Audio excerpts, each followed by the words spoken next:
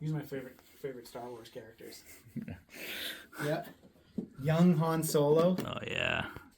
Young Lando Calrissian. I know. The young Lando Calrissian. Chewbacca. And then that robot. Look at these guys. I got a question about these guys. You see this guy right here? Yeah. Running on these gigantic mechanical legs? Yeah. Pretty crazy, huh? Yeah, sure. You know what's really crazy? You're a dude riding gigantic mechanical legs. Your weapon is a gear on a chain. Why wouldn't you just kick something? Yeah. Or have anything else besides a gear on a chain? What is this? I haven't seen this yet. I don't know. They're new Necromunda stuff. Oh, the Necromunda stuff's up. But like, how would you not have something better than a gear on a chain? Depends on what. Depends if you get really good at like whipping that thing around, right? Like how good? Like pretty good at it. Are you better than the bullet? Yeah, I don't know. I don't know. What do you want? Is whipping it going to be better than the bullet? I don't know. It's not. Hey everybody, Space Marine Steve here on the deck of Hyperspace Hobbies. My good friend Ian, how you doing, my man? Awesome. I'm excited about this conversation about Battleline units. I know this is a conversation that I feel like has been coming for a while, but nobody like uses a lot of Battleline. Yeah, they're in a weird spot. Like they're either using them because you're just trying to fill board space, or your army is so elite that you have to be playing them, or you're like using them ironically. If you like what we're doing here at Hyperspace Hobbies, please toss a comment down in the comments below. Tell us what kind of battle line that you like. What's your favorite one? What is available in your book? How do you use it? Join the conversation down there. We love talking about 40k. And please consider liking and subscribing to join this conversation and get all the updates from Hyperspace Hobbies.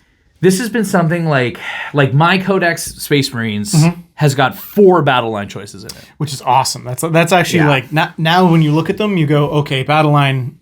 These things being labeled as battle line serves a bigger purpose. Yeah, it's than actually ever good. Before. It's actually good. Yeah, now it's actually awesome that you have big choices. Yeah, which is great. So, and like I've got heavy intercessors, assault intercessors, and I also have tactical marines, which is phenomenal. But not all battle line sections are created equal. Yeah, I mean that's part of what makes every army unique. But now choosing your battle line units can be really frustrating if you don't have a lot of confidence in them. Zoom out and then we'll zoom in. So my zoomed out question to you, Ian, is there was no emphasis put on battle line before, aside from they get a little bit of a bump in OC. Yep. Right?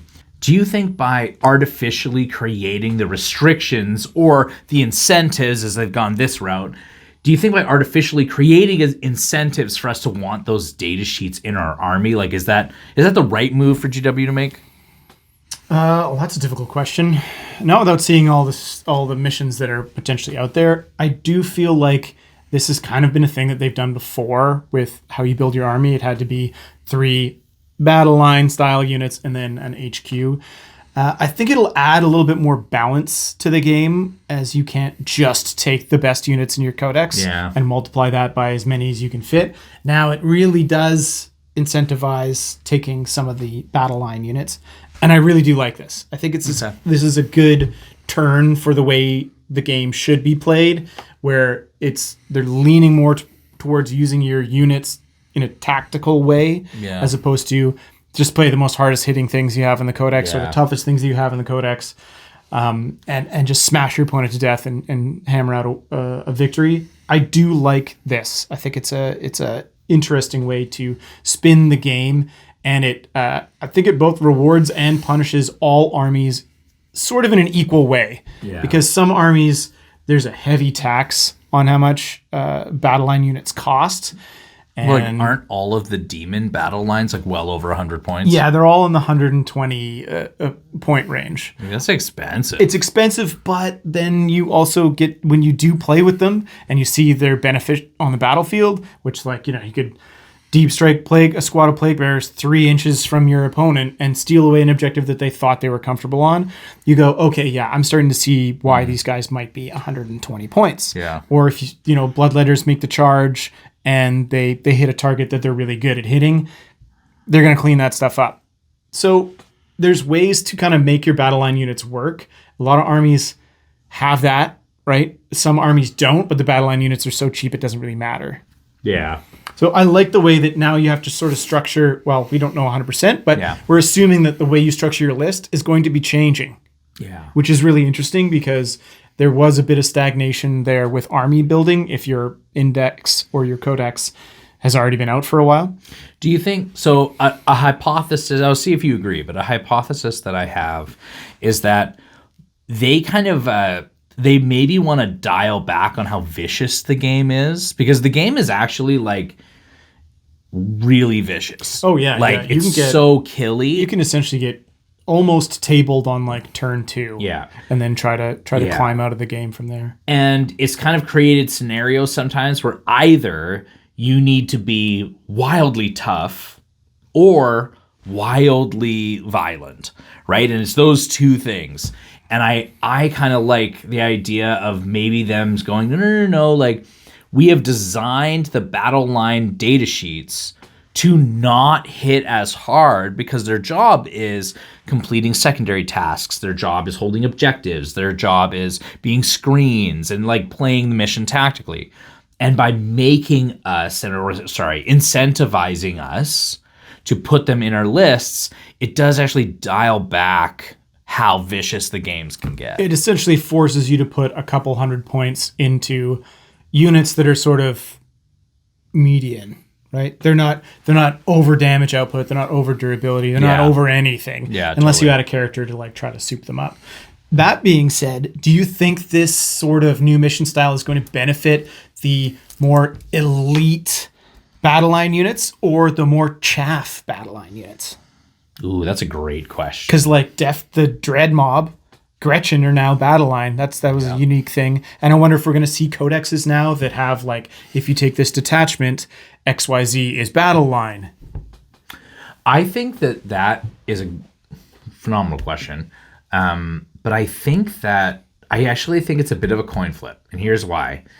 On one hand, in the mission, like we haven't, of course, seen the cards yet, but if the cards have the Battleline units doing things a lot, right? Like if it's not just sit on your home objective, like let's say it's like, you got to make sure a Battleline unit is like on an objective in no man's land, or their action on it, or in the center or whatever. I think that favors the more elite ones because I trust a unit of Grey Knight Terminators to stand in the middle, complete this action, and live to do something in the following turns. Where a squad of Gretchen, there is just no way, right? But if everything that the Battleline stuff has to do is about like, if you have X amount of Battleline, or if you have like just Battleline alive at the end of the game, well then the Gretchen that are sitting and huddling at the back of the board being alive, they're Battleline. Well, great. Like this cheap thing that I've had that I've flooded the board with, I've got lots of, so good luck. Right? So it kind of depends on what they're asking the Battleline to do. If they're asking the Battleline to kill, if they're asking the Battleline to do actions like in the middle of the table where it's super dangerous, or if they're asking the Battleline to just be present, that matters a lot. And how many of each of those are in the deck. Yeah, they said half. They said fully half, which is an interesting. Involves Battleline. Yes. But what they're asking the Battleline to do within that half, I mean, we don't know. Yeah, we'll have to take. Well, that'll be a new discussion when these things come out. Totally. To go like, oh, they're action heavy, or oh, they're just presence heavy. Yeah. Just be there. Just be there. If it's about just being there, sometimes that might be better for chaff. Well, then like, orc boys become amazing. Yeah. Or there's like Gretchen in her truck. Yeah. Like, okay, this is a 105-point unit. Yeah. The Gretchen and the truck, and you just zip it forward and dump the Gretchen out, and you've completed the secondary. They also said that some secondaries get a bonus for getting done by Battleline units. So let's say if I have my Orc Knobs doing it, I get 3 victory points. If my Orc Boys do it, I get 5 victory points. Yeah. Which is really kind of cool. That is really cool. So they really want you to lean into it, but it all depends on how hard into it you need to lean. Because Space Marines, I would feel comfortable bringing 2 or 3 units of Battleline in every list. I don't know if I'd be comfortable bringing 5 or 6. What do you think this is going to do for just the basic tactical Marine? Because they are the cheapest option, and the Rhino is something that doesn't get a lot of tabletop play, but actually is a really good vehicle. Oh, it's great. When you break down its points for what you get out of it in that particular army. And the ability to split into 2 5-mans for that cheap point cost. I mean, that Is this the resurgence of tactical marines? Are totally tactical could be. marines coming Yeah. back? It totally could be. So to handle your more zoomed in question now, like what does it do to tactical marines or to specific units like orc boys or intercessors or whatever else? I think that this mission pack is going to incentivize volume. That's what I think. I don't think that 1 or 2 battle line is going to cut it. I think you're going to need like 4 or 5. I agree. Which does lean more towards, in my mind, the elite battle line units being a little bit more effective. Because if you're tough enough to survive and you can still affect the game in other ways, it might give you the benefit to be there to do the actions. But the downside to that, though, is that it just costs so much. Yeah. I'm playing it right now. Like I'm kind of like practicing and painting an Anvil Siege Force, classic Imperial Fist style, right? And I'm playing like 1 huge unit of heavy intercessors and 2 small units of heavy intercessors. And while they're tough, like I don't know if I trust them to be doing like major parts of the mission for me.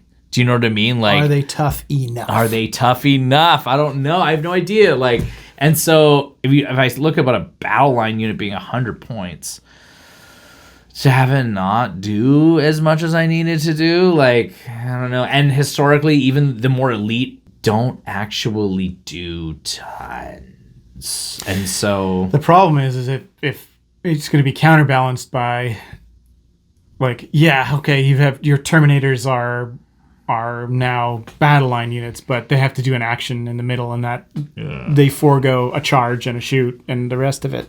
And maybe you go, okay, well, I really like this Terminator unit, so I'm going to put a Librarian in there, and then it's just even more stuff that gets to do nothing more in your investment for victory points. right? This is such an interesting thing. It's gonna really modify list building a lot, big time. big time. It will dictate how people play. It does benefit things like Green Tide. Oh yeah, Green Tide is ready to rock and roll with these new missions. For sure. Right? But I think lists like, for example, the Dark Angels list that was winning recently with like the 2 Storm Raven airplanes and then like the 3 or 4 dreadnoughts with the speeder.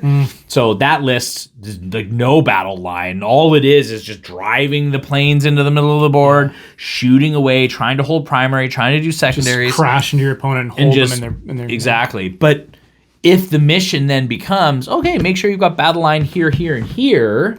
Well, that list isn't doing it. Same with like Wolf Jail too. Wolf Jail, they got nothing. We're putting so many points into very few high-powered units. Yep. It does kind of kill the Death Star style thing for a lot of armies, which is really weird. Yeah. I think it's gonna make for some really interesting switches up in the game. And funny enough, as kind of a final point, like it actually goes back to, is spamming battle line spamming? Like our video, if you haven't seen our video on spam yet, go back and take a quick look at the video with spam. Yeah, but now it might be like it might actually be less. maybe less. Like they're not incredible units, but you're gonna need a bunch of them. Some of them are incredible units. Some of them are Can't say incredible not all of them. units. Like, yeah, a Grey Knight. Are they in Scepter? Strike Squad. Yeah, Strike That's Squad's an incredible a great unit. 2 up save. Yeah, Couple of 3 attacks each with strength 6 -2 damage 2. So good. Awesome. And So Storm good. Bolter. Fantastic. And with the like, I think they're 125, 120 points. Yeah, somewhere in there. pretty good, especially with the I don't remember what they're the teleport strike force or whatever it is, being able to lift guys up and bring them back down like that. Like Grey Knights going into Pariah Nexus looked like a phenomenal choice. Yeah, I mean, my demons are going to look good too, because if you need to be somewhere in a particular spot to do an action with you battle can just, line, you can just pick up your battle line units and go deep strike them in that area. Yeah, Hypercrypt Legion too. Again, you start putting in warrior squads or it immortal kinda, squads. Yes, it goes towards what wins you the game is placement on the battlefield. Yeah, your totally ability to move and adapt. Assuming that the cards are going to feel like regular secondaries. Yeah, they might be totally different. Right, they could be totally different. We don't know, right? So, but this is just our kind of initial opinion. If you have got an initial opinion, what do you think Battle Line is going to really turn into in this next season of play? Are you going to definitely be putting more in? How do you feel about the Battleline units that are in your codex? Put that down in the comments section below and join the conversation.